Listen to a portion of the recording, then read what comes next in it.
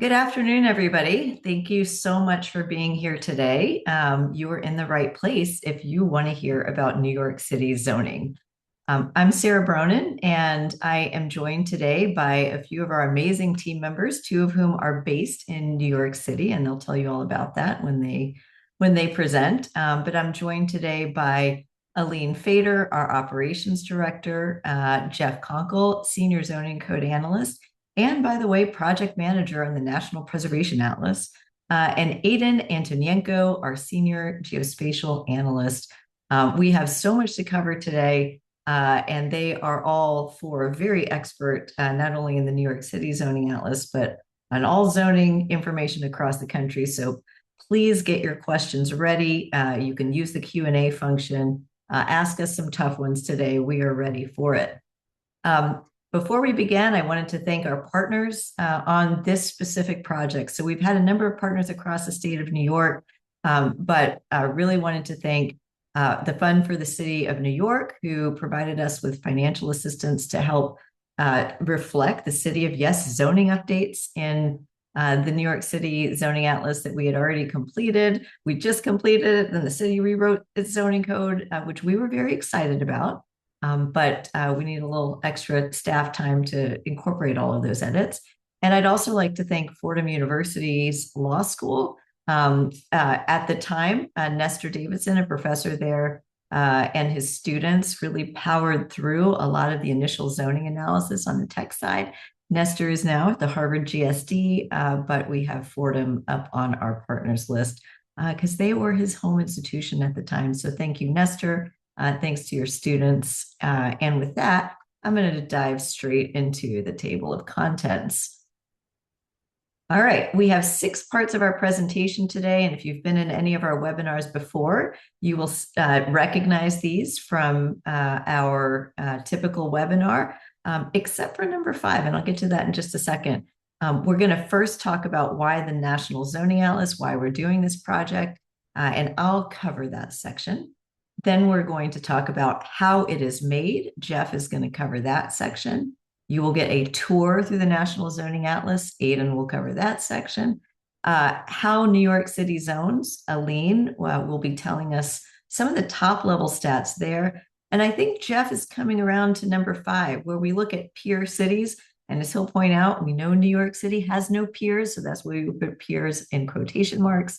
But having that comparison will be hopefully of interest because New York City really does stand alone in a few important metrics that we gather. And then finally, I'll come back around to talk about what folks in New York City, whether you're at the local government level, we know lots of staff members of the city are on the call, or whether you're an architect or planner, whether you're just a generally interested person, how you can use the NZA in the New York City city itself, and of course the region.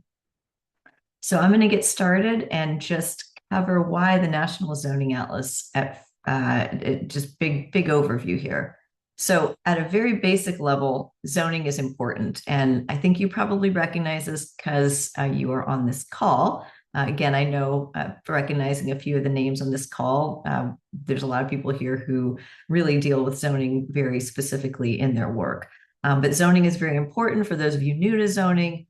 Zoning impacts so many things about how we live and what our choices are, including, importantly for us, housing production, including health, including the environment, transportation patterns, the economic growth, you name it. I always think zoning has a pretty significant role in all of these outcomes. So our project is delving into zoning, and we are doing that across the country, and we are making zoning legible, and we are standardizing information about zoning for the first time, or at least for the first time that any member of the public has been able to have access to it. When you think about the zoning atlas and you think about New York City, again, lots of you know New York City has a great open data system. The zoning code's available online. The GIS is available online. As our team today is going to communicate, the answer to the question, why do we need the National Zoning Atlas for cities with open data, is that if you go to the next slide, most people cannot navigate that open data. So even if you have zoning information online, it's really hard for people to first get to the portal, understand the layers, how to open those, what they actually mean, and then to cross-reference the text. In the case of New York City, you'll get the exact number of pages in a moment, but I'll just give you a quick preview. There are thousands of pages of text in the New York City zoning code.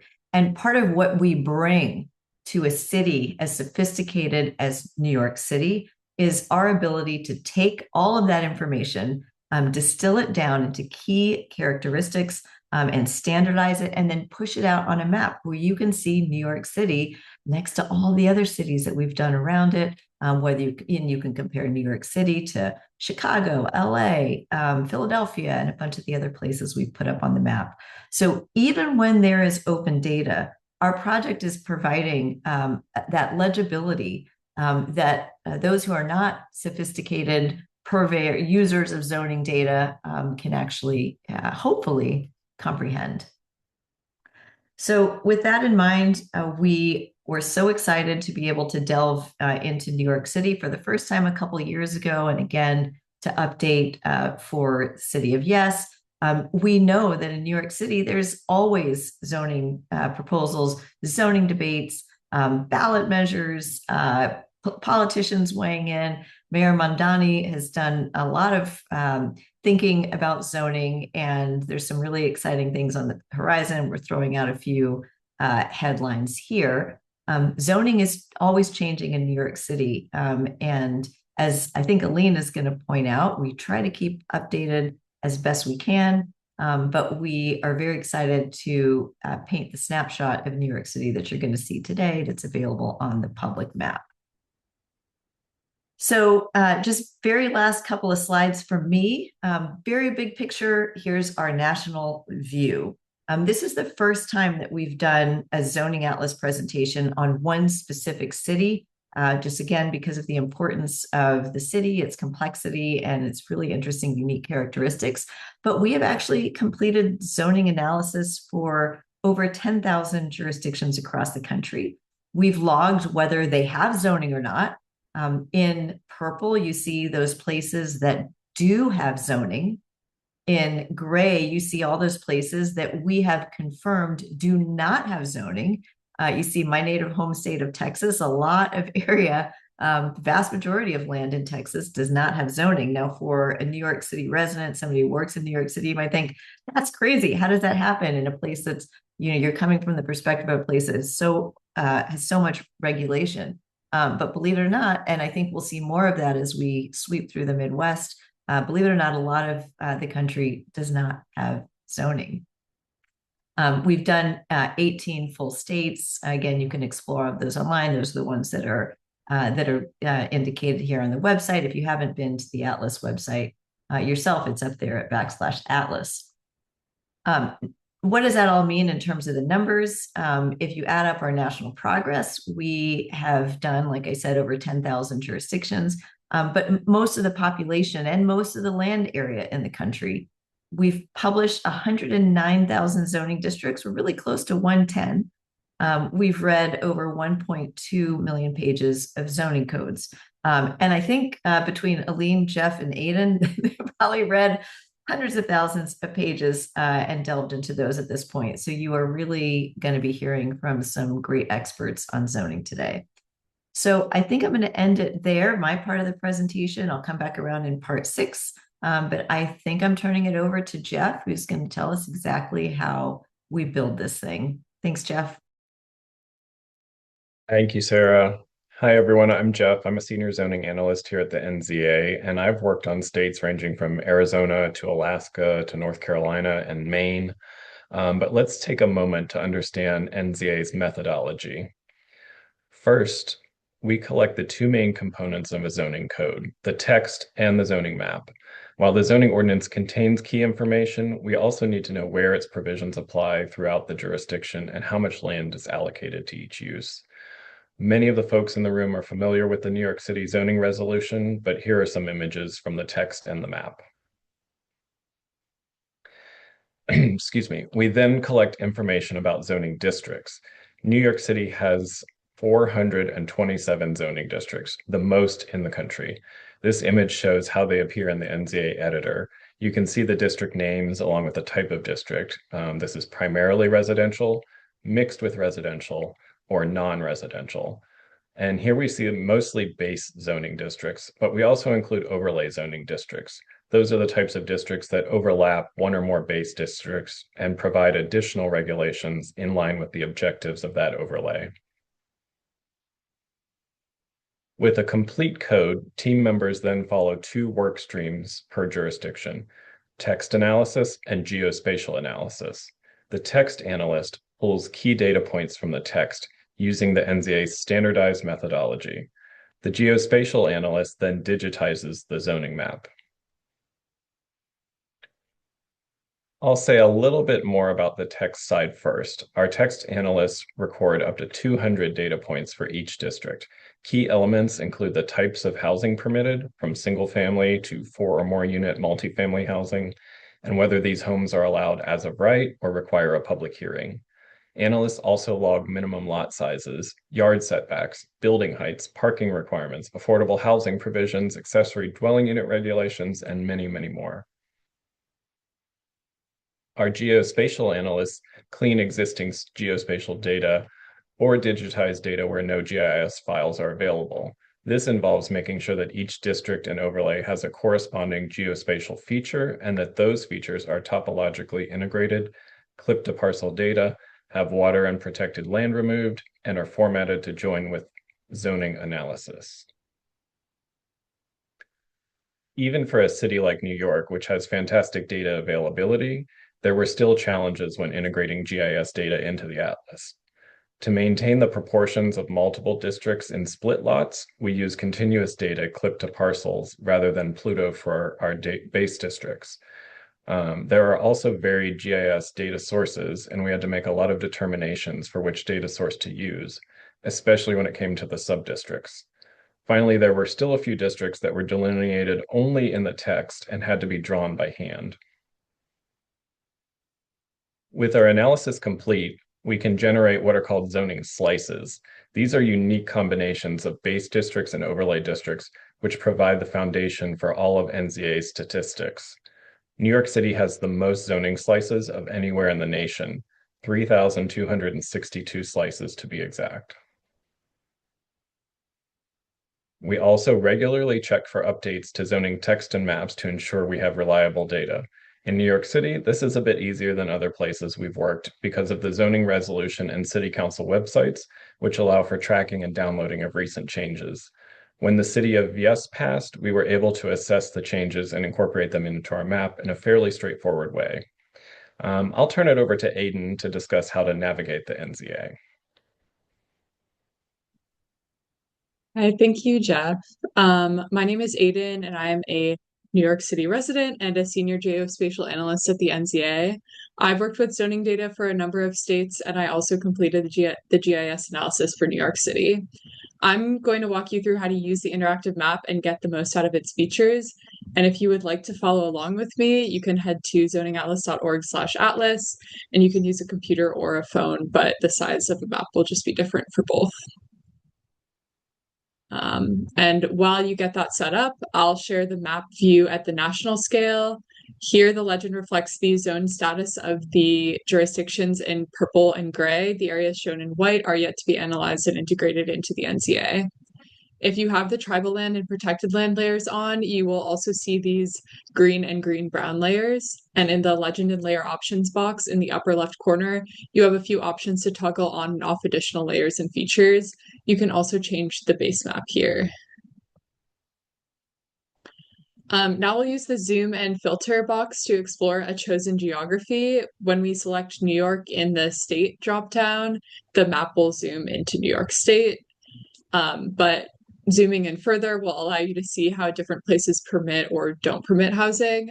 So to do this, we have selected the New York, Newark, Jersey City metro micropolitan area in the dropdown and New York City in the jurisdiction dropdown. The map zooms into New York and outlined the jurisdiction in black. And also note that you can only select one jurisdiction at a time. And at this scale, notice that the legend will update to show zoning district type. So light purple areas indicate primarily residential districts, meaning that they are primarily zoned for residential uses. Dark purple areas are mixed with residential districts, meaning that they allow a mix of residential and non-residential uses, and tan areas are non-residential districts, meaning residential as a primary use is prohibited, and there's not a ton of non-residential land in New York City, but you can see a few larger areas along the waterfronts in the Bronx, Queens, and Staten Island on the map. And when you're in that jurisdiction view, you can use one of my favorite features of the atlas, which are the filters. And filters allow you to clearly see the ways zoning permits or constrains residential development. So now let's apply some filters to the map. The Show Me Where People Can Build box has options for quick filtering, like to show where missing middle housing or apartments are allowed. In this image, we toggled on the single family homes filter, and you can see the map lost some of the color compared to the default view. The areas that remain colored in when they're areas will remain colored in when their criteria satisfy the selected filters. So you can build a single family home anywhere the map is currently light or dark purple. And in the lower right corner, the filtering results box calculates the zoned acres and number of districts that satisfy the filtering criteria. According to these results, 79% of zoned acres in New York or 46% of zoning districts allow single-family housing by right. And these results reflect the combined base district and overlay regulations of our zoning slices that Jeff discussed earlier. And I would also note that the filtering results only apply to the calculations for the single selected jurisdiction. Going back to the Show Me Where People Can Build box at the top left corner, we toggled where only single family homes can be built, and you can see the change in the locations that meet the criteria. According to the filtering results box, the percentages decreased to less than 1% of zoned acres, or only 2 of New York's zoning districts, allowing for single family units only. The difference between where single family housing is generally allowed and where only single family housing is permitted is readily apparent if we toggle back and forth between the two filters. And if we switch the filter to the if we switch the filter in the Show Me Where People Can Build box to apartments with 4 or more units, the map and filtering results will update to show that 79% of zoned acres meet the criteria allowing for 4+ family units. And these filters apply to other jurisdictions on the map as well. So if we zoom out to the regional scale with this filter selected, we can see that very little land in regional jurisdictions allows for 4+ family housing as of right, especially when compared to New York City on the map. And the standardized methodology of the zoning atlas enables this kind of comparison. And when using the map, you can easily select a neighboring jurisdiction and view its filtering results to compare. Because I would also remind you the filtering results only are based on the selected jurisdiction. And then I also want to show you the advanced filters box. You can use it for selecting more specific filtering criteria, like whether 1, 2, 3, or 4+ family housing is also subject to public hearing, minimum parking requirements or height caps, among other options. We've selected the criteria where 4 or more family housing is allowed as of right and has a minimum parking requirement. And according to the filtering results, 66% of zoned acres in New York satisfy this criteria. And finally, I want to highlight 2 reference layers that can add context to the map zoning. Our transit stations layer includes all subway and commuter rail stops. This image continues to show multifamily housing by right in purple, with lots of multifamily housing allowed around transit stops, but a look just over the city border shows that that is not the case in Long Island. And we also include a FEMA flood zones layer to reference alongside our zoning data. This image has no filters applied, so it shows all of the 3 land uses again, primarily residential, mixed with residential and non-residential. And you can check out the number of areas around the city's coast that may be in harm's way from a flood. And this raises questions about what type of land uses, if any, should be directed to these areas through the zoning code. And with that, I will pass it to Aline. Hi. Thanks, Aidan. I'm Aline Fader, and I'm another New York City resident and a former staff member at New York City's Department of City Planning. There I helped to digitize some of the application processes used by the department, among other things. I was also one of the first staff members at NZA, and as operations director, I've worked with virtually every state on the public map. Now that we're more familiar with the atlas and the database, let's see how New York City zones. So let's break down the share of land categories across New York City. 58% of land in the city is subject to zoning, while 15% is protected land. The remaining 28% is unzoned land. How is so much of New York City unzoned? Well, our methodology requires that we trim out the zoned land in the roadbeds in New York City so that we can compare jurisdictions to each other, since many jurisdictions do not apply zoning to roadways. So effectively, this means that over a quarter of the land in New York City is dedicated to roads and transportation infrastructure, which is relatively quite high and is likely due to the city's small block sizes. Of that 58% of zoned land in New York City, a good chunk of it, about 80%, allows residential development. This includes 68% of primarily residential land and 12% of mixed with residential land. 21% is non-residential and includes uses such as industrial, institutional, commercial, or open space. Let's take a moment to dive into the zoning specifics of residential development in New York City. For this presentation, we define multifamily housing as lots with 4 or more units.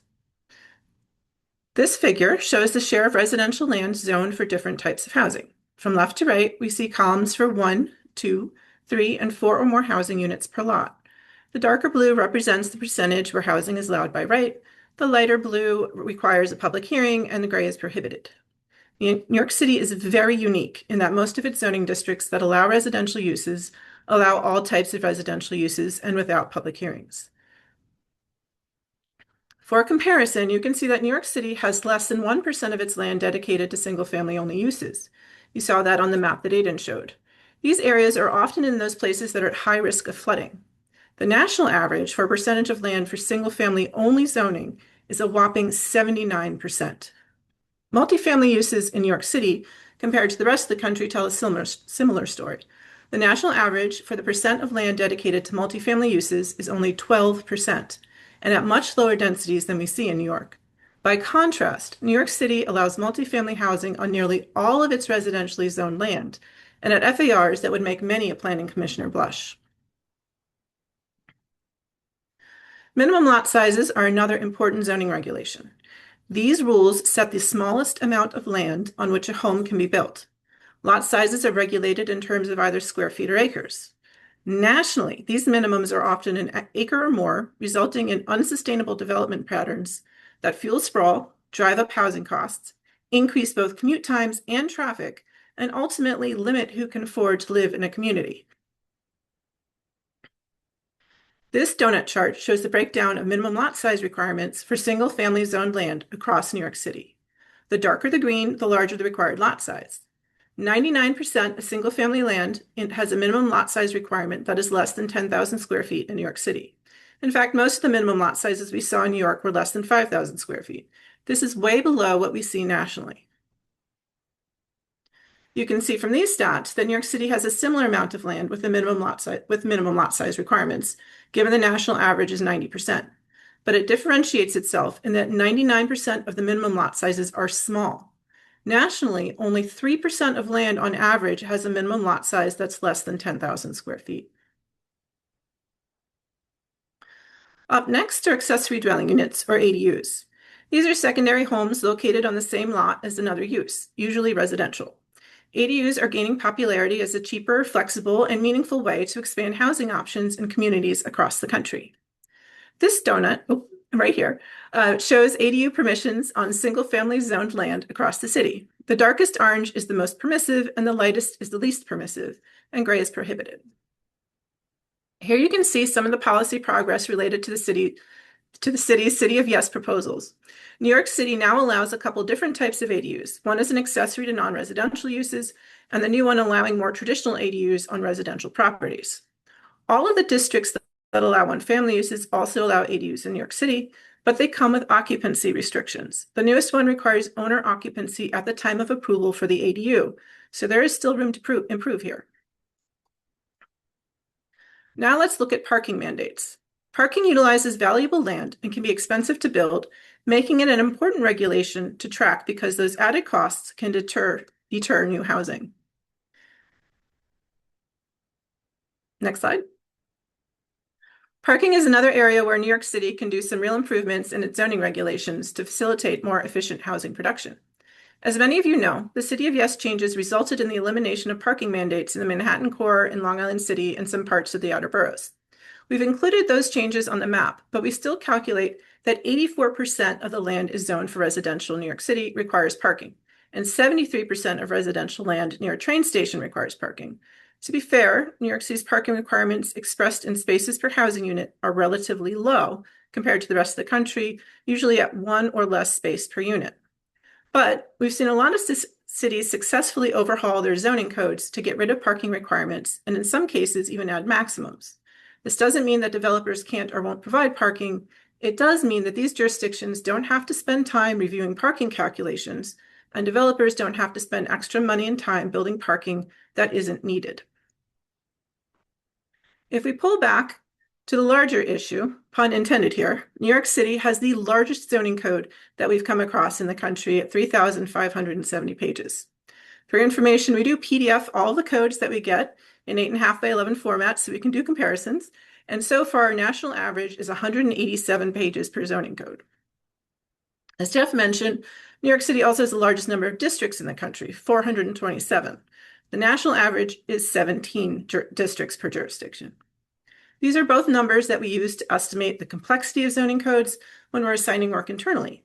And when we see large numbers like these, we understand that it's likely to be more time-consuming for us to analyze the codes. But a large code with lots of districts isn't just a headache for Jeff and Aidan. It also means that specialized knowledge is required to engage with it, which results in significant time and money commitments. Developers will need to hire trained architects, lawyers, and expediters that can put together applications, and the city must have staff that are properly trained and able to process complicated applications at several different agencies. The public and decision makers need a comparatively substantial amount of time for public review because understanding the applications or zoning changes is challenging. There are mitigations the city has done to alleviate these challenges, and they're continuing to look for room to improve. One of the unique attributes of New York City zoning that we mentioned before is that it changes on almost a monthly basis. We try to keep up with large city updates as best we can, but if you see something major that's missing, please feel free to be in touch. One of the other unique attributes of land use regulations in New York City is that the procedures for zoning changes and special permits are not in the zoning code. They're in the city charter. So for such a dynamic city, the core procedures are quite fixed and require a special commission to put forward changes to a public vote to be adjusted. New York City also is unique in that it relies on FAR in combination with more traditional bulk regulations and has some of the highest FARs on small lots that we've seen. The floor area ratio is a way of regulating the amount of floor area a building can contain relative to lot size. It's more complicated than most basic regulations we see, which usually entail setbacks in combination with height and lot coverage regulations to determine the potential size of a building. FAR can allow for flexibility in design if applied with well-balanced traditional regulations like in New York. I want to end with a note that we often see zoning codes that intentionally isolate affordable and senior housing in special districts, overlays, or planned developments. New York City allows these by right throughout its neighborhoods, which is a better approach for everyone. And with that, I'm going to pass it over to Jeff, who will share more about how New York City compares with other large cities. Thank you, Aline. Now, as you know, as Sarah mentioned, as we all know, New York City really is a one-of-a-kind city. But we're going to do a comparison with what we're calling, quote, peer cities. This first chart shows how often and by what means one-family housing units and 4 or more family housing units are permitted on the residentially zoned land within a city. The dark blue bar is permitted by right, while the light blue indicates a public hearing requirement. The gray is where it's not permitted. Now you can see New York City's one family allowance is fairly in line with other large cities, but its four or more family allowance is much greater than most, with only San Francisco and Seattle coming close. On the other end of the spectrum, cities like Dallas and Phoenix allow multifamily housing by right on much less of their residential land. This next chart shows minimum lot size requirements. While some cities like Phoenix or Chicago have a good amount of land that's not subject to a minimum requirement, New York City does have a requirement, though it's fairly small, with the less than 10,000 square feet category for nearly all of the land in New York. In contrast, some cities like Los Angeles, Dallas, and San Antonio have a minimum lot size in excess of 80,000 square feet for some portions of their residential land. And finally, this last chart shows the allowance for accessory dwelling units, or ADUs, on single-family properties. The darkest orange bar is the most permissive, meaning an ADU is permitted by right with no occupancy restrictions. As the orange color gets lighter, additional restrictions are introduced. As you can see at the top of the chart, Los Angeles, Seattle, Phoenix, Chicago, and San Francisco are very permissive, allowing ADUs by right with no occupancy restrictions on nearly all one-family residential property. New York City, along with Denver, falls into a second category where ADUs are permitted by right nearly everywhere, but they come with occupancy restrictions. Now let me hand it back to Sarah, who will wrap up our presentation. Thanks, Jeff. And thanks, Aiden and Aline, for your parts of the presentation. So I'm just going to round out here by talking a little bit about how folks on this call and how we might actually be using the National Zoning Atlas in New York City in the future. And I want to first actually point to our snapshots page. So you just saw a bunch of different graphics about New York City, about other cities, and you might ask, where did these come from? Well, if you go to zoningatlas.org/snapshots, you will see this screen, which allows you to pick any jurisdiction, any county, any metropolitan or micropolitan area, Census CBSA areas, or any state.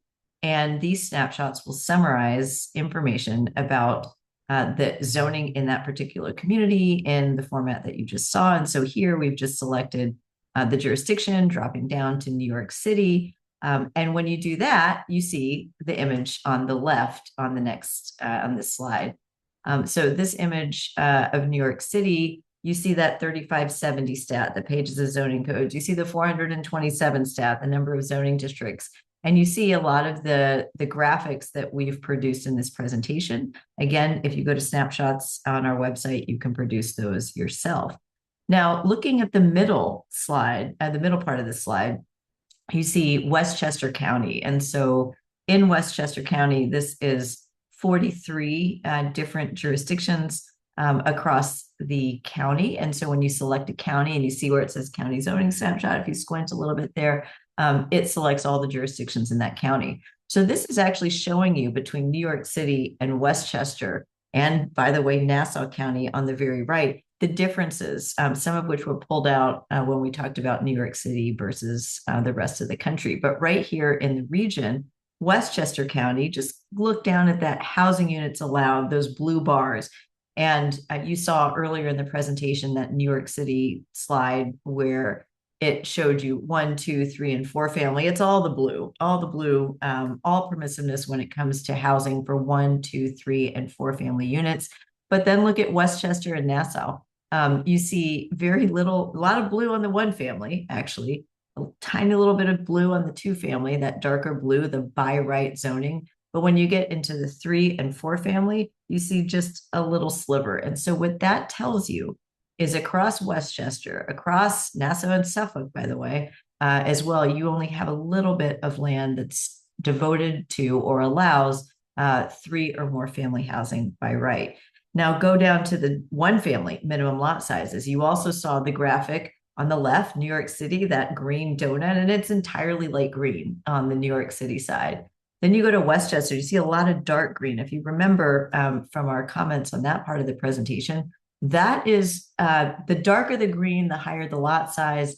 So that particular dark green is showing the amount of single family land that has about a 2 acre or more minimum lot size.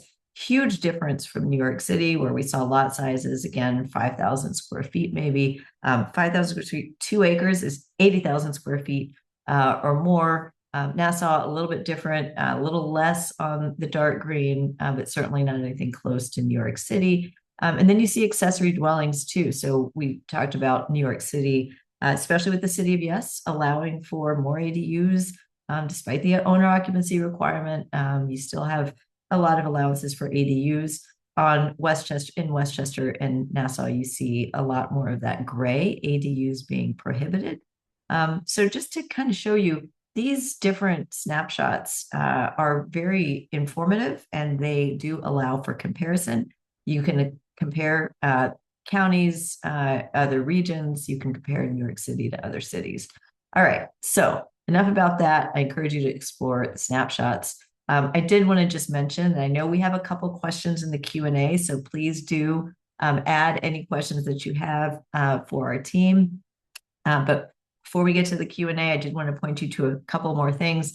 One is our resources page. So you can learn more about zoning on our resources page, and you can see all the different ways that we've actually deployed our information. So first thing that we just wanted to highlight was a project in neighboring Connecticut where we overlaid zoning information with census information on demographics, on household incomes, on race, on ethnicity, and found, perhaps predictably, that exclusionary zoning correlated with whiteness and wealth. And I encourage you to read that report, which we are hoping to update for the state of Connecticut with updated data that we just finished with a sweep of post statewide zoning reforms in Connecticut. So stay tuned for that. But in the meantime, you do have our co-authored publication with the Urban Institute called Bringing Zoning into Focus.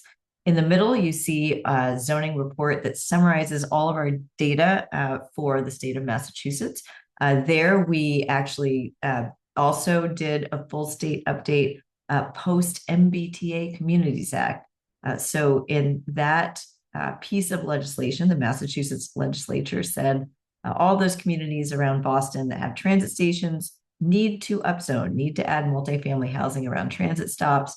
And our report assesses the extent to which they did that, and of course gives a statewide view as well. We found that before and after the MBTA Communities Act, only 1% of land was rezoned for multifamily housing in those communities.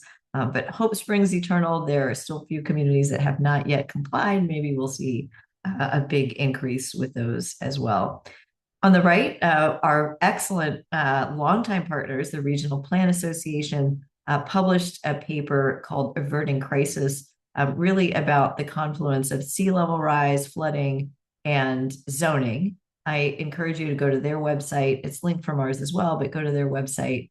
Check out all the good work that they do in the tri-state area, and really dig into this report, because as you saw in that FEMA flood layers image, there's a lot of land in the New York City region, not just in the city, but if you zoom out a little bit, you saw New Jersey, you can check out Long Island, that will be subject to flooding. And it's not a 500-year, I know it's a 1% chance and over an annual chance, or every 100 years, every 5, but we see flooding now that's happening at a much higher rate than even FEMA is predicting.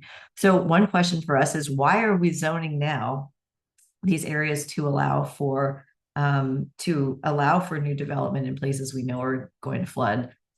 Maybe that's a bad idea, but between the RPA report and our continued work on the zoning atlas, you should be able to draw your own conclusions. But again, that's just, these 3 reports are examples, whether it's economics, demographics, whether it's evaluating policy change, whether it's things like climate change. There's a whole, I think, array of opportunities for us to do more work in New York City. Last but not least, I just wanted to point people to the project I alluded to when I introduced Jeff, which is the National Preservation Atlas. You can go to it at preservationatlas.org. We have not hit New York State yet, but we have done the state of Connecticut, the state of Nevada. We're in Washington, D.C. and Virginia right now. And like the Zoning Atlas, we are building out the Preservation Atlas, one region, one state at a time. We're also hoping to move to the Texas border fairly soon. So definitely do check out that. And just to kind of orient you here, the reds on this map show areas, and you can kind of, it's not that much of Connecticut, but the reds on those areas show where property has actually been designated historic. And as you zoom into this map, you will be able to see the names of the historic properties, the significance of them, where they're located, and you'll have the same, and you do have the same preservation snapshots that you do on the zoning side. So do check that out. I encourage folks to do that. And I know historic preservation, zoning, and housing is an extremely hot topic in New York City. So we hope to get there soon, always pending funding. So last slide, here's how to connect with us. If you've made it to this website, you already know our website. We have all this other social media. You can email us at info@landuseatlas.org. And with that, I'm going to open it up for questions. And we do have a couple in the chat. And I think I'll start with one in the chat for Aiden. So if everybody on the team would just maybe come back on the call, we'd love to just kind of have a conversation for the last few minutes of our allotted time here. So Elaine, I'm going to ask you, so you mentioned that the city had done some work to help people navigate the code. As someone who used to work for the city, can you speak to what the city has done to help people navigate this very complex code? Is there anything else you would recommend that the city do to help even further? Yeah, I mean, first of all, the Department of City Planning's they have a handbook that they produce, and they just updated one post the City of Yes amendments. The handbook is always very popular, and I love using it. Even when I was working there, it made things a little easier. For specific stuff, you have to go to the code, but the charts they have there are really helpful and easy to use. They also have web resources, which Jeff alluded to, both on the city planning website, on the city's IT website, which has all of the data downloads, and also City Council has line-by-line changes for all of the text amendments, which is super helpful. And one of the things that is fairly unique, I don't think we've encountered it before, is that the city planning department has a help desk, which is it's very helpful.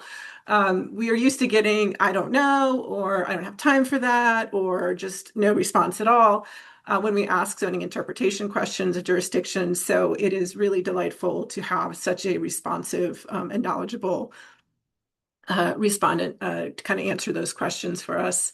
But I would say that the one thing that has not been tried yet is to simply simplify and shorten the code. Which would, I think, actually maximize a lot of the other things that the city is doing to speed up application processing, both at DOB and at city planning and possibly BSA. So, having a simpler code means less time across the board for the applicants, for the city workers that have to process these, for the public to understand them, for the commissioners and city council, and, to actually make the decisions.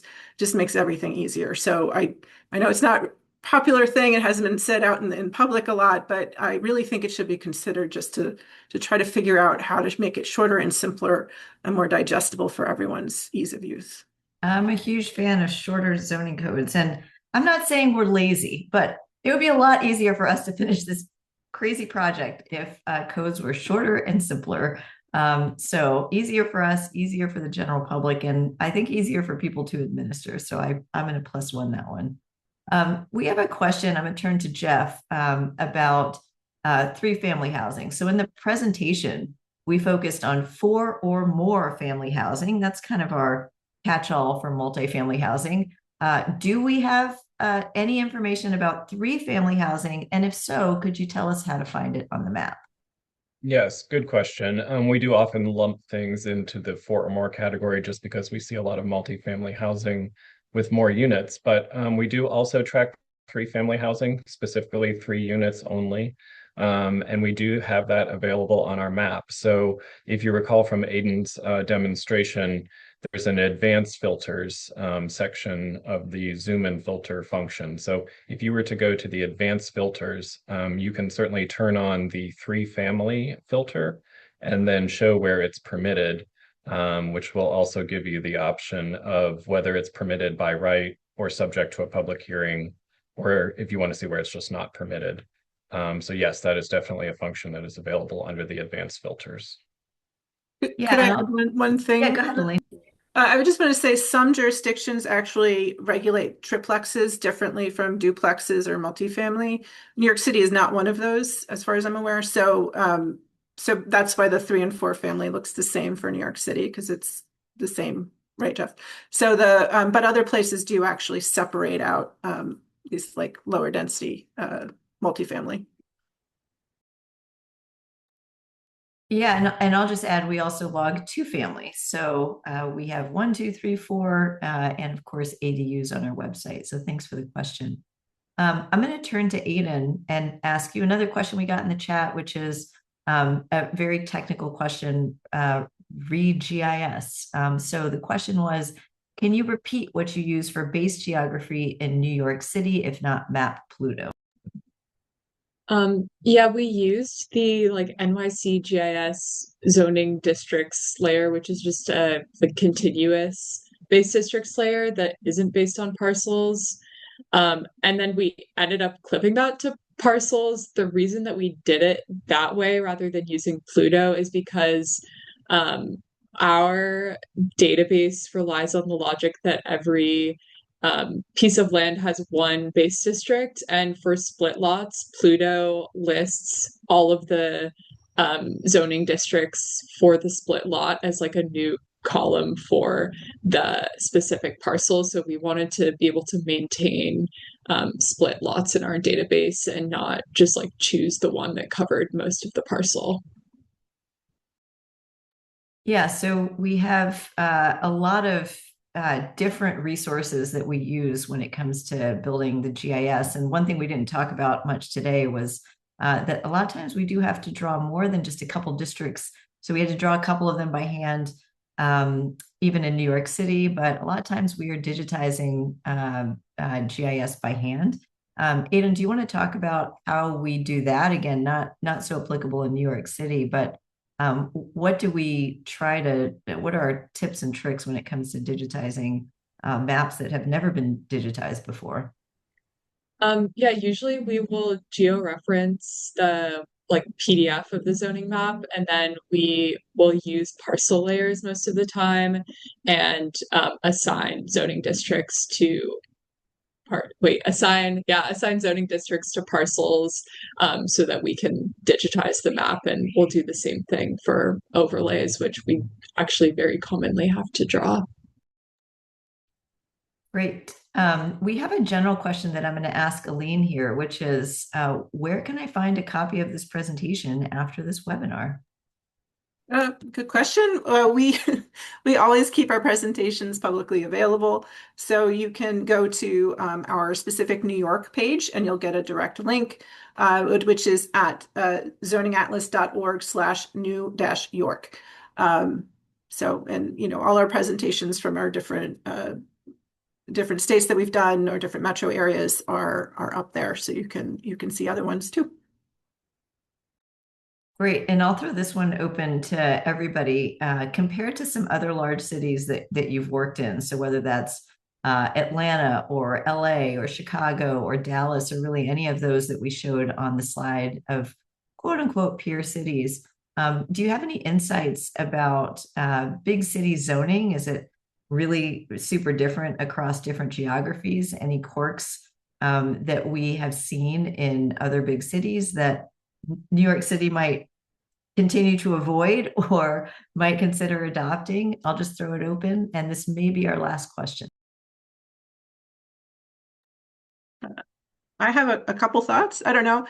I will say that in general, I think Jeff will probably, and Aidan might agree with this, California as a state has had the most complicated layers of regulations and approvals that we've seen altogether. Austin has redone their zoning several times. I don't know. I think that just creates a lot of chaos. I don't know if it's great to just keep redoing the zoning.